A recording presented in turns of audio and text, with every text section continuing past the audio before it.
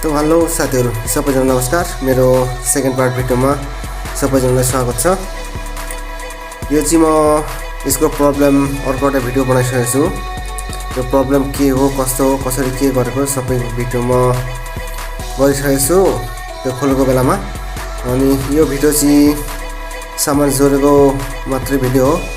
यो सामानहरु यहाँ खोलेर रेडी पारेको छु। यो चाहिँ फिटिङ गरेको भिडियो मात्रै हो। अनि सबैभन्दा सुरुमा चाहिँ म ब्लकलाई अनबक्सिङ गर्छु। यो चाहिँ ब्लक टिभीएस कम्पनीको ओरिजिनल। अनि त्यसमा यो पिस्टनको रिङहरु लाउने तरिका यहाँ बताइरहेको छ कम्पनीले। अनि अनबक्सिङ गर्दैछु म। यो सबैभन्दा सुरुमा पिस्टन निकाल्दिएको, अनि त्यसमा यो ब्लक निकाल्छु, मतलब अनबक्सिङ गर्छु र यसको सामानहरु देखाउँछु। अनि त्यसमै त्यसको पिस्टनको चुडीहरु कसरी लाउने त्यो पनि म मजाले भनिदिन्छु। यो चाहिँ ब्लक मैले निकालिसकेको छु र यसको गजन पिनको लक वाल सिल बुजर त्यही छ। यो रह्यो ब्लक अनि पिस्टन र यस्तो यो कागजले मजाले मुडेर राखिदिएको छ। यो पिस्टन मैले यहाँ राखिदिएँ। अनि सबैभन्दा पिस्टनको गजन पिन निकाल्छु। अनि पिस्टन कसरी लगाउने त इन्जिनमा त्यो विषयमा पनि म आज मजाले बताउँछु। यो पिस्टनको गजन पिन, त्यसमा एउटा वेरिङ गजन पिनको लक अनि एउटा बुश हुन्छ त्यसको सेटमा। यो बुश र वेरिङ चाहिँ युरोको लाइनमा लाग्छ। यो गजन पिन यतापट्टि लगाइदिए एउटा लक चाहिँ लगाएर लिन्छु, अनि अर्को लक चाहिँ इन्जिनमा लगाइसकेपछि अर्को लक लगाउँछु। यो गजन पिन लक लगाइसकेको छु। अनि यो लक चाहिँ त्यहाँ इन्जिनतिर लगेर लगाउनुपर्छ कनेक्टिङ रडमा। यो राखे अनि जुन त इन्जिनतिर ब्लक लगाऊँ। अनि यता ब्लक लगाउँदा पनि हेडलाई मैले लेथ पठाइसकेको छु। अनि यो चाहिँ पिस्टनको रिङहरु लाउने तरिका। अनि त्योभन्दा ठुलो कुरा म यहाँ कम्पनीकै कसरी लगाउनु पर्छ त्यो यहाँ देखाइरहेको छु। यो सबैजनाले हेर्नु होला। त्यो स्टाइलले मैले लगाइसकेको छु। अनि ब्लक लगाएको भन्दा अगाडि यतापट्टि ब्लकको ग्यास्केट,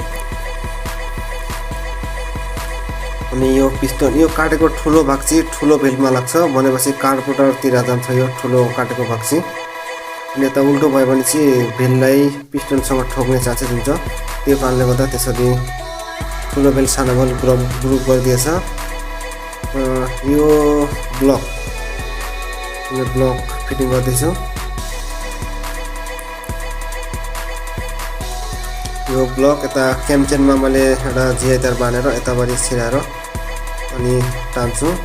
यस्तो गर्दा चाहिँ क्याम्चेनलाई टान्ने एकदम सजिलो हुन्छ, एकदम सर्टकट।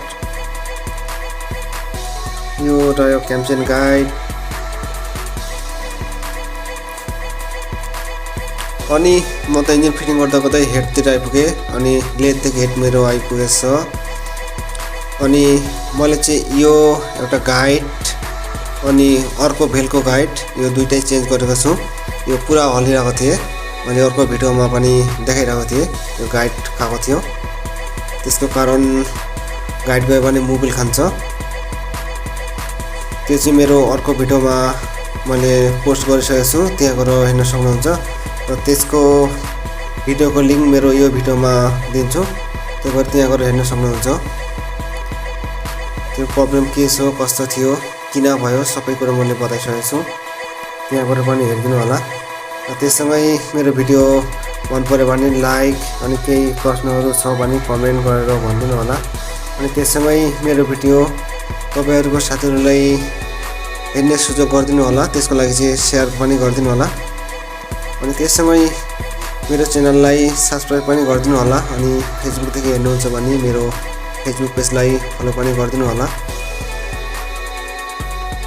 अनि मैले भेलहरू सबै लगाइसकेको छु र त्यससँगै बिस्तारै सबै सामानहरु लगाउँछु। यो चाहिँ भेलको स्प्रिङहरु, यो एकदम सजिलो छ। यो लाउने तरिका चाहिँ म हेडको मुनिपट्टि एउटा लुगा राखेर अनि भेल टाइपै नै म यो मस्त दुईटा हातले एकदम सजिलो तरिकाले भेलको लकहरु लगाउँछु। तपाईहरुले पनि ट्राई गर्नु होला, कति सजिलो छ। दुईटा हातले दुईटा हमलाले दुईतिर पेस्ट दिँदा हल्का प्रेसर दिँदा यो मजाले लक लाग्छ। यो स्टाइलले म अर्को भेल पनि लगाइलिन्छु, किनकि यत्रो लामो धेरै लामो हुन्छ यो भिडियो, सबै देखायो भने एउटा देखायो भने अर्को बुझ्नु होला। अनि यो क्याम्चेन गाइड एउटा चाहिँ हेडमै लाग्छ, क्याम्चेन गाइड 13 नम्बर बोल्टो रहेछ। यो चाहिँ टिभीएस कम्पनीको पेट्रोल सिएनजी वा पेट्रोल टेम्पो। यो हेड कम्प्लिट गरिसकेको छु। अनि इन्जिनतिर जाउँ त अनि इन्जिनमा फिटिङ गरौँ। यो हेडको ग्यास्केट अनि यो क्याम्चेनमा मैले गुणातार बानिरहेको छु। यो काम गर्नलाई एकदम सजिलो हुन्छ, झमेलो नै हुँदैन, त्यही भएर मैले तार बानिदिएको। अनि अन्तिममा चाहिँ यो तार म खोलिदिन्छु। अनि यो हेडमा पनि यो जिआइतालले मस्त सिराएर एकदम सर्टकट छिटो हुन्छ काम, एकदम आनन्दले जान्छ, केही जबरजस्ती नै छैन। बास सरसर हाल्यो, फिटिङ गर। यो चाहिँ पितल हर्सार, यो चाहिँ पितल हर्सार यसको टपमा लाउनुपर्छ। अनि त्यहाँ लाउने चाहिँ एउटा क्याप भएको नट हुन्छ 13 नम्बर, त्यहाँ लाउनुपर्छ, किनकि त्यो लाइनबाट यो क्याप भएको नट चाहिँ यहाँ। अनि यो क्याप भएको लाउनुको कारण चाहिँ यो लाइनबाट हेडमा मोबिल आउँछ, त्यो क्याप भएको भएन भने चाहिँ मोबिल लिकेज हुन्छ।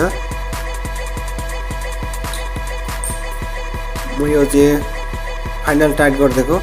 अनि त्यसमा यता हेडको साइडमा 10 नम्बर नट लाग्छ, दुईवटा, त्यो मैले लगाइसकेको छु। र यो चिज चाहिँ एउटा गुरुत्वपूर्ण चिज हो, यो चाहिँ क्याम्पसपलाई लक गर्ने, यो चाहिँ अनिवार्य छ लाउने। यो लगायो भने चाहिँ क्याम्चेन यता र उता हल्ने। यो चाहिँ क्याम्पसाप क्याम्प स्पोकेट यहाँ चाहिँ निशान छ, यो चाहिँ एकदम मुनिपट्टि हुन्छ यहाँ, त्यो चाहिँ ध्यान दिएर लाउनुपर्छ। अनि मैले गुणातार खोलिदिएँ, एकदम ठ्याक्कै मुनिपट्टि राखेर म लास्टमा देखाइदिन्छु। यो अलिक फिटिङ गर्नलाई टाइम लाग्छ, त्यो कारणले गर्दा मैले भिडियो यहाँ सर्टकट गरिदिएँ, निकै टाइम लाग्छ। यो अन्तिममा देखाइदिन्छु त्यसको निशान चाहिँ कता हुन्छ। यो मुनिपट्टि हुन्छ यसको निशान चाहिँ, यहाँ क्यामेरामा कतिको देखियो थाहा छैन, तर यसको मुनिपट्टि चाहिँ हुन्छ। अनि यसलाई हेड सिक्का भन्छ, यो हेडमा लाग्छ, हेड र हेडको टप कभरमा बिचमा लाग्छ। यो टप कभर यहाँ चाहिँ भेलहरू छ, यहाँ चाहिँ रोकारुरो र रोकान पिरहनु हुन्छ। अनि त्यसमा यसको बोल्टहरू यहाँ चाहिँ 4टा लामो खाले बोल्ट हो, 4तिर लाग्छ बिचमा। यो 10 नम्बर बोल्टसँगै एउटा पितलको वासर हुन्छ। अनि यो फटाक चाहिँ म लगाइलिन्छु, सबै बोल्टहरू यहाँ म मजाले फिटिङ गरिलिन्छु।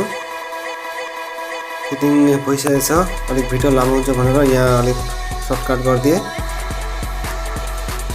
अनि मोटामोटी इन्जिनको काम चाहिँ सकिसकेको छ।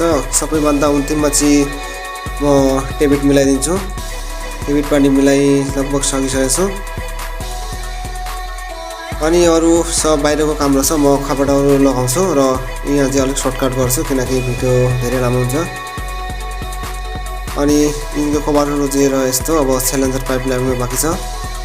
यो सिलिन्डर पाइप फिटिङ भइसकेको छ। अनि इन्जिनको छन् मैले चाहिँ यस्तो निकालेँ।